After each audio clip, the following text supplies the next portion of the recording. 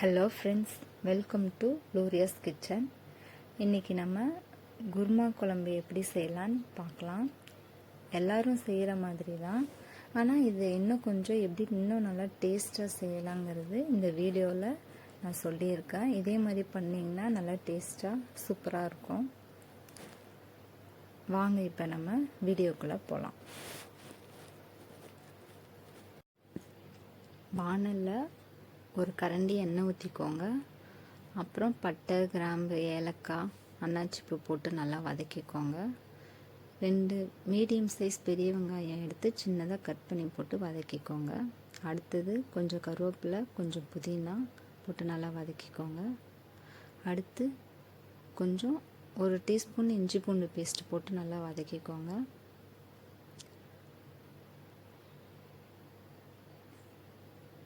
இப்போ ஒரு 2 நிமிஷம் மூடி போட்டு மூடி வச்சுக்கோங்க. அப்போ தான் அந்த இஞ்சி பூண்டு ஸ்மெல் போகும்.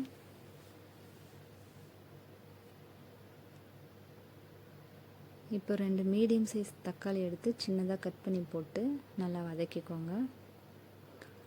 சிம்மில் வச்சு மூடி போட்டு மூடி வச்சுருங்க 2 நிமிஷத்துக்கு.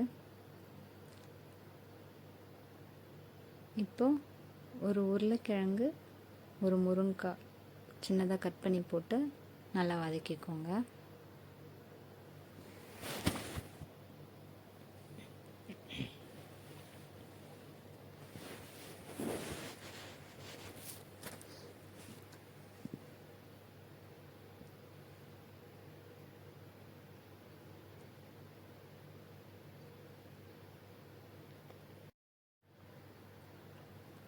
காயெலாம் நல்லா வெந்துருச்சு பாருங்கள். இப்போ தேவையான அளவு உப்பு போட்டுக்கோங்க. தேவையான அளவு குழம்பு மிளகாய்த்தூள் போட்டுக்கோங்க. போட்டு நல்லா வதக்கிக்கோங்க.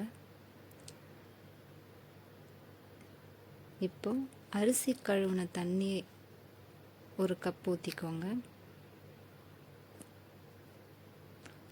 குழம்புக்கு தேவையான அளவு இன்னும் கொஞ்சம் தண்ணி ஊற்றிக்கோங்க. இப்போ நல்லா கலந்து விட்டுக்கோங்க. இப்போ உப்பு, காரம் எல்லாம் டேஸ்ட்டு பார்த்துட்டு ஒரு மூடி போட்டு மூடி வச்சுக்கோங்க. அடுத்து ஒரு வானலில் 1 டீஸ்பூன் எண்ணெய் ஊற்றிக்கோங்க. ஒரு 10 சின்ன வெங்காயம் போட்டுக்கோங்க. இல்லை சின்ன மீடியம் சைஸ் பெரிய வெங்காயம் இருந்தால் கூட கட் பண்ணி போட்டுக்கோங்க. அடுத்து ஒரு 5-6 பச்சை மிளகா போட்டுக்கோங்க. உங்கள் காரத்துக்கு ஏற்பார் போல். 1 டீஸ்பூன் பெருஞ்சீரகம் போட்டுக்கோங்க. போட்டு நல்லா வதக்கிக்கோங்க. இப்போ கேஸை ஆஃப் பண்ணிடுங்க. இப்போ 1 டீஸ்பூன் பொட்டுக்கடலை போட்டுக்கோங்க. அப்புறம் ஒரு கைப்பிடி தேங்காய் போட்டுக்கோங்க. போட்டு நல்லா பேஸ்ட்டாக அரைச்சிக்கோங்க.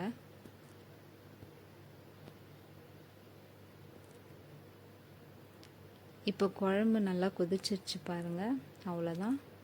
இப்போது நம்ம அரைச்சி வச்ச பேஸ்ட்டை இதில் ஊற்றிக்கலாம்.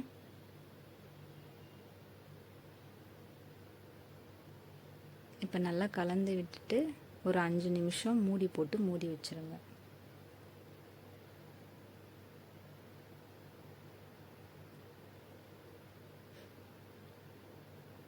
பாருங்கள் ஃப்ரெண்ட்ஸ், அவ்வளோதான்.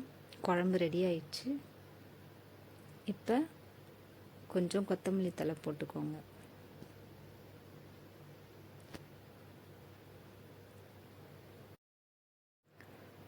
கேஸ் ஆஃப் பண்ணிடுங்க. அவ்வளோதான்.